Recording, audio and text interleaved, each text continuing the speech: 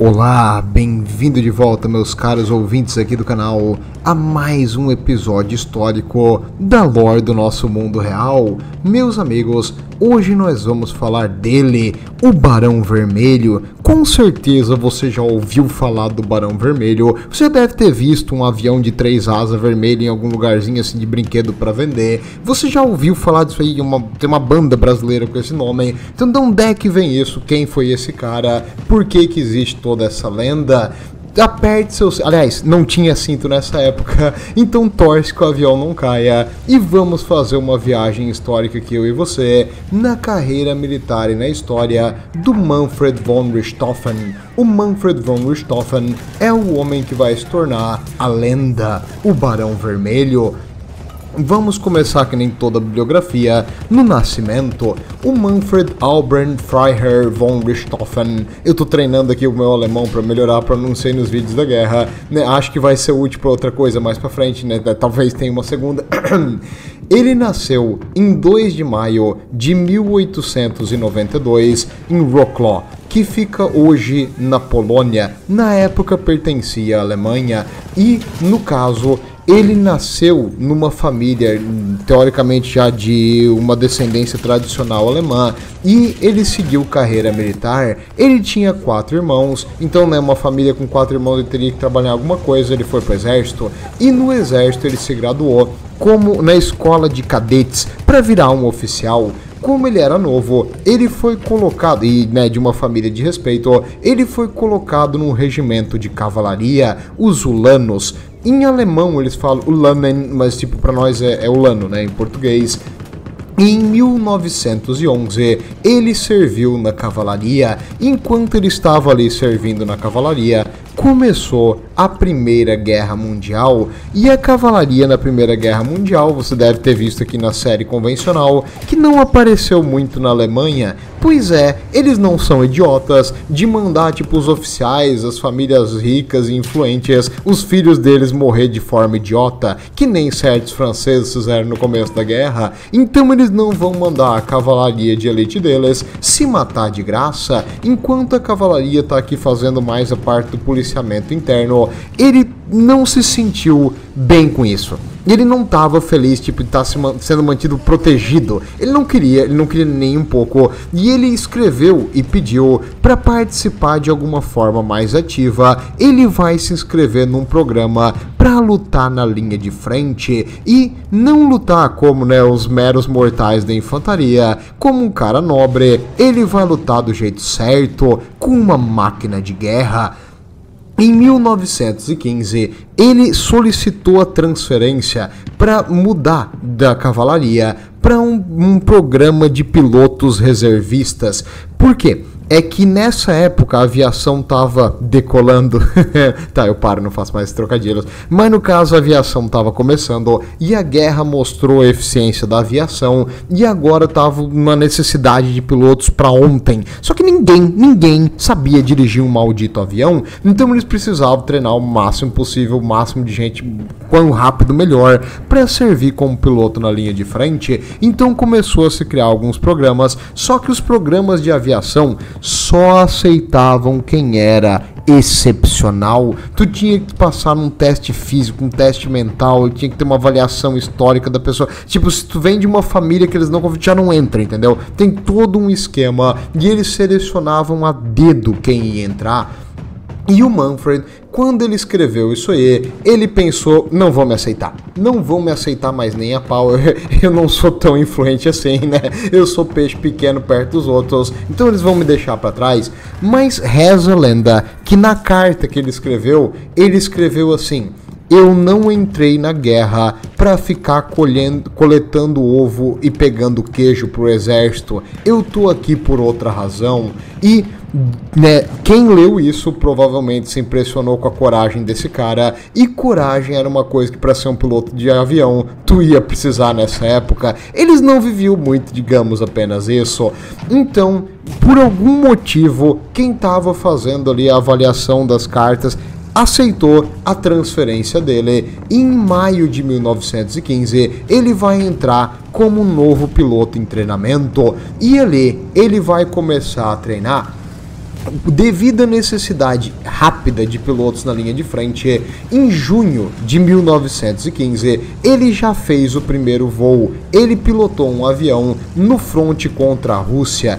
Ainda bem, nesse fronte, na parte aérea era muito mais calmo, então os aviões eram usados principalmente para reconhecimento. As gigantescas áreas desse fronte necessitavam de algum jeito rápido de tu reconhecer o inimigo, então um avião passava, batia fotos, e aí o pessoal programava, os russos têm uma trincheira ali, os russos têm um depósito ali, eles estão movimentando cavalaria para lá, tá chegando um trem ali, e com isso eles conseguiam mais ou menos planejar aonde os russos iriam atacar e se posicionar, aonde a linha dele estava mais forte e evitar algum movimento surpresa dos russos. Então, né, era um jeito prático de reconhecimento. E depois que ele serviu um pouco ali na fronte contra a Rússia, ele foi remanejado para a fronte oeste. Em 1915, ele foi transferido para a região de Metz, na França.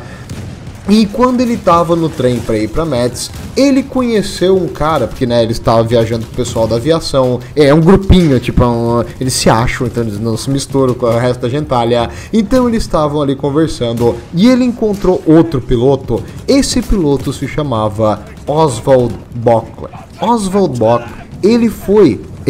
até hoje ele é reconhecido como o pai da aviação militar alemã. Ele é o primeiro as da guerra, tipo, da aviação, e ele era o comandante do 2º Esquadrão de Caça. E ele, tipo, era muito, muito fodão. E ele convenceu o Manfred von Richthofen a entrar como piloto de caça. Ele falou, cara, reconhecimento é legal, mas bater fotinho não ganha guerra. Vamos lá dar uns tiros. E ele convenceu o Manfred a entrar pro programa de piloto de caça. Se tu acha que é difícil ser aceito para ser piloto de avião, para ser piloto de caça, nem a pau que alguém normal conseguiria entrar, mas com a recomendação do Oswald, aí ficou bem mais fácil e ele vai fazer o teste para piloto.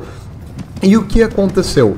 O primeiro voo dele foi um desastre. Ele começou a decolar, perdeu o controle do avião e bateu. Que coisa ridícula, todo mundo riu da cara dele. O pessoal foi lá rápido acudir o avião, né? Porque o avião valia mais do que ele, tipo, né? Sai daí, cara, tu não vale nada. O avião é que é o esquema.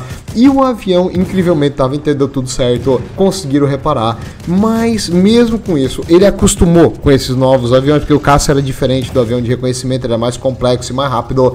E ele responde mais ali quando tu vira para um lado e para o outro. Então agora ele começou a se acostumar e ele passou no treino de piloto de caça.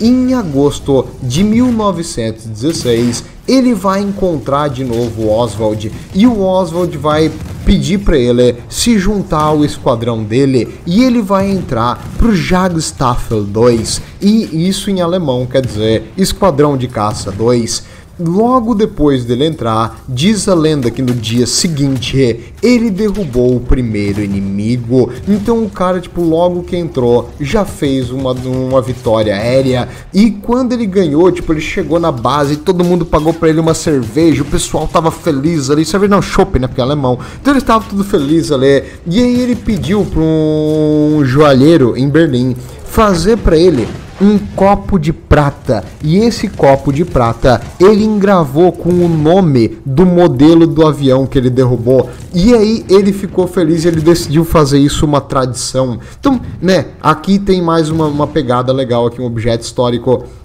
os copos Ehrenbacher. Os copos Ehrenbacher nada mais são do que um copo comemorativo. Durante ali, se eu não me engano, foi em 1890 até o final da Primeira Guerra. Isso era comum na Alemanha. Não só o pessoal da aviação, qualquer um poderia encomendar, é só tu ligar para uma joalheria e fazer um. Então tu pode fazer um por qualquer coisa. E esses específicos eram feitos para os militares. Então, o militar tipo sobreviveu a uma missão ou derrotou 2 inimigos, ele pede um desses copos, tipo marcando a vitória dele, essas coisas. Então ele fazia isso meio que para lembrar da vitória que ele fez. E no caso aqui, ele fez isso uma tradição. Cada vez que ele derrubava um avião, ele pedia pro joalheiro lá em Berlim fazer uma nova, e foi 1, 2, 3, 4, 5, 6, 7, 8. No fim, o joalheiro fez 60 copos de prata para ele. E no 61 faltou prata, porque, né, devido à guerra, tava tendo escassez de várias coisas. Então o joalheiro falou, cara, eu até posso fazer mais um copo, mas vai ter que ser com um material bem inferior aos outros. E aí ele disse que não. Eu não vou querer, vou ficar só com 60 mesmo. Aí ele, talvez porque ele tava gastando o salário dele tudo em copo. E aí no fim ele acabou não fazendo mais copos. Então tem 60 desses copos. E os últimos 20 que ele derrubou não foram feitos em taças comemorativas. Eu acredito que uma dessa aí deve valer hoje uma fortuna imensa, no mínimo alguns milhões de dólares. Então, né, cara, é um valor absurdo e provavelmente deve estar em alguma coleção particular de algum multibilionário, mas não tenho nem ideia onde é que tu vai encontrar um desse aí. Existem vários tipos de outros oficiais e do exército em geral, mas os do Barão Vermelho mesmo, cara, deve valer uma fortuna, né? Então tá aí, um tesouro histórico para quem quer achar alguma coisa para ficar muito rico. Você não vai achar, você não vai achar esse jeito nenhum. Eu já não queria quebrar a graça, mas é muito raro esse negócio. E no caso, vamos continuar a história dele, porque ele não vai derrubar todo mundo de um dia pro outro. A lenda do Barão Vermelho em si começou quando ele derrubou o Lannoy Hawker. O Lannoy Hawker era um piloto ICE inglês que já tinha derrubado 9 aviões inimigos, e o 10º ele enfrentou o Barão Vermelho e o Manfred mostrou pra ele quem é que domina no ar, e aí ele foi derrubado. E quando ele derrubou um cara famosíssimo na Inglaterra, ele ficou famoso, e aí o nome dele tipo ecoou por aí, os jornais publicaram: o Barão Vermelho derruba o Lannoy Hawker, e tudo e festa na Alemanha inteira, e na Inglaterra o pessoal em luto com a derrota, e vira o nome do cara que derrubou, e o avião do cara que derrubou era vermelho. Então, né, como todo piloto ele geralmente era uma pessoa de uma linhagem nobre, por isso barão, e vermelho por causa da cor do avião dele. E em 1917, logo depois de ter vencido essa batalha e ficado famoso, que isso ocorreu em 23 de novembro de 1916, em janeiro de 1917, como ele ficou muito famoso, ele assumiu o próprio esquadrão de caça. Então ele juntou os pilotos que ele era amigo e ele fez o Jagdstaffel 11, o Esquadrão 11. Note como não tinha muitos esquadrões, né? Tipo, ele tava no 2, né? Porque tinha 2 e agora tem 11. Tá ligado? Tá aumentando, mas tá aumentando devagar. E em abril de 1917, os ingleses chamaram esse mês de Abril Sangrento. Por quê? Porque nesse tempo, a meia-vida de um piloto inglês, a expectativa de vida de um piloto inglês era 295 horas de voo. Depois que começou esse mês de abril, nesse mês específico, a meia-vida dos pilotos ingleses caiu para 92 horas de voo. Então ali, cara, em uns 4 a 5 dias voando, tu provavelmente vai morrer. Por quê? Porque esse esquadrão foi um dos principais responsáveis por neutralizar um número imenso de aviões inimigos. Então esses caras eram violentos e eles iam pra cima buscando kill. Tipo, eles até se arriscavam demais, e isso talvez volte pra morder eles mais pra frente. Vamos ver o que vai acontecer nos meses seguintes. E qual era o avião que ele dirigia? Por que Barão Vermelho? O Fokker DR-1 era um triplano que a Fokker conseguiu. Foi feito vários contratos com empresas produtoras de avião e a maioria falhou no pedido, e a Fokker fez 2 protótipos. Eles tinham feito um modelo V3 e um modelo V4, e o modelo V4 ganhou. E o modelo novo que eles fizeram 2, e os 2 foram aceitos para serviço militar. Os protótipos, devido à necessidade imensa de aviões, também foram utilizados e acabaram sendo derrubados na guerra. Mas os outros que foram feitos ali em maior número, um deles acabou no comando do Barão Vermelho e ele pediu para pintar o avião dele de vermelho, né? Então, cara, tudo bem, cada piloto com suas manias. E como ele era o comandante, né, do esquadrão dele, o piloto que ficava na frente do esquadrão era sempre esse avião vermelho. Então tu via um avião vermelho vindo na frente de um esquadrão, tu sabia que aquele ali era o Barão Vermelho. E esse triplano da Fokker era um avião muito avançado para a época, 185 km por hora de velocidade máxima, e ele tinha uma autonomia de 300 km, cara, para um avião da Primeira Guerra é bastante, e ele conseguia subir até aproximadamente 6.000 metros de altitude, que é bem alto, então ele podia vir de cima, tirando na maioria dos aviões inimigos. E a Fokker, depois da guerra, não queria dar spoiler, mas eles vão reconstruir o avião e botar num museu em Berlim. Porém, depois vai ter uma segunda guerra, nós não falamos disso aqui, mas vai ter uma outra guerra grande mais pra frente, e Berlim vai ser bombardeada, e num desses bombardeios a Berlim, o modelo do avião foi destruído, lamentável, muito triste, era uma relíquia histórica que se foi, né? Mas interessante isso. E dos modelos desse avião da Primeira Guerra Mundial, 3 sobreviveram. Um deles participou de 2 filmes e depois caiu durante a filmagem. Então, né, foi feito filmes com um desses modelos ainda depois da guerra. Só uma coisa interessante, eu acho legal, porque, né, quem tá aqui, nós temos os mecânicos aqui no grupo, pessoal que cultua as máquinas. Então, quanto mais você sabe. E em julho de 1917, eles ganharam um apelido. O esquadrão dele, o esquadrão de caça 11, foi chamado de o Circo Voador. Por que eles chamaram deles de Circo Voador? Porque aonde eles iam, cara, era uma comoção. O pessoal queria bater foto, pegar autógrafo, beber com eles. Eles eram os caras legais. Eles eram tipo a boy band da época. Então, onde eles iam, eles eram as estrelinhas. E eles eram super famosos e conhecidos. Os jornais iam atrás, as pessoas iam atrás. Todo mundo, tipo, os soldados queriam ver eles, conhecer eles, cumprimentar. Então, em geral, eles eram as estrelinhas do momento. E não só isso. Quando eles voavam também, eles faziam formações que pareciam os pilotos de circo e de shows e eventos. Então, tipo, eles vinham em formaçãozinha bonitinha, faziam umas manobras, uns loop, um rodando por cima do outro. Eles eram... É tudo adolescentezinho se acham? É tudo adolescentão se acham. Né? Adolescente não, né? Porque já são adultos jovens, mas tu entendeu? A mentalidade, a quinta série nunca deixou eles ir fazendo essas acrobacias no ar durante uma guerra mundial, com tipo um equipamento extremamente caro, delicado e passível de falha, né? Não tem problema nenhum, eles brincavam ali, fazendo piruleta no ar, tudo bem.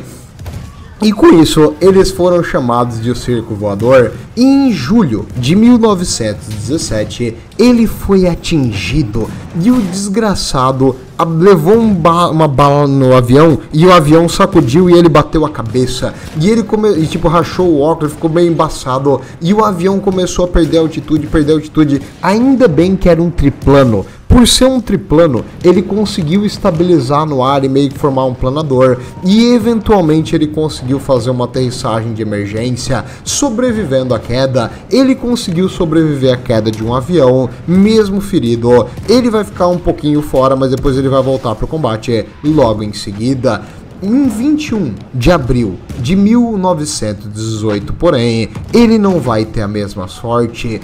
O Circo Voador estava em missão agora, próximo da cidade de Var-sur-Seine. Eu não sei falar francês, mas é uma cidade na França, tá aqui no mapa. E ele começou a perseguir um avião inimigo, e ele queria derrubar esse avião, e ele continuou perseguindo o avião inimigo atrás das trincheiras inimigas por mais um bom tempo. Eventualmente, ele foi atingido porque outros caças inimigos começaram a cercar ele, e ele foi derrubado. E quando ele foi derrubado, ele não morreu, tipo, pelos tiros inimigos, ele tava caindo, ele conseguiu controlar o avião, só que ele perdeu o controle durante a queda, e o avião bateu com tudo no chão, e com isso, ele sobreviveu à queda de novo, desgraçado, não morre, mas ele ficou muito ferido, e eventualmente, algumas horas depois desse acidente, ele morreu. Então, finalmente, em 21 de abril de 1918, muito atrás das linhas inimigas, ele foi abatido e o Barão Vermelho caiu. E agora, né, o pós-game aqui, vamos ver o que aconteceu. Ele teve 80 kills confirmadas no céu, então 80 aviões inimigos ele derrubou. Para ele ser derrubado também, ele tem aquelas, historicamente, os 60 cálicezinho comemorativo de prata, que eu não tenho ideia onde eles estão hoje. Talvez tenha um ou outro em algum museu, mas acredito que a maioria deve estar em coleções particulares. E ele vai ser considerado, depois da guerra, o maior as da Primeira Guerra Mundial. Ninguém conseguiu nem perto do número de kill deles. O Oswald, que recrutou ele para ser piloto de caça, conseguiu 40 kills. Então ele conseguiu o dobro do cara que recrutou ele. E ele tem várias medalhas de valor pelo serviço, incluindo a Pour le Mérite, que é uma das mais difíceis de conseguir. Então, né, parabéns para ele. E ele foi tão reconhecido que os inimigos fizeram para ele um funeral militar. Como assim? Eles enterraram ele, fizeram salvas de tiro e eles reconheceram ele como não um herói, mas um inimigo formidável e um melhor piloto da Primeira Guerra Mundial. Por isso a lenda dele até hoje é conhecida. Bem, meus amigos, agora a gente sabe um pouco mais da história do mundo e de uma pessoa que foi um mais na guerra. Tudo de bom, vejo vocês na próxima, espero que não tenham mais desses aqui. Vale a pena morrer por causa de 60 copos de prata e uma medalhinha no peito? Pra ele valeu, eu acho que não. Tudo de bom.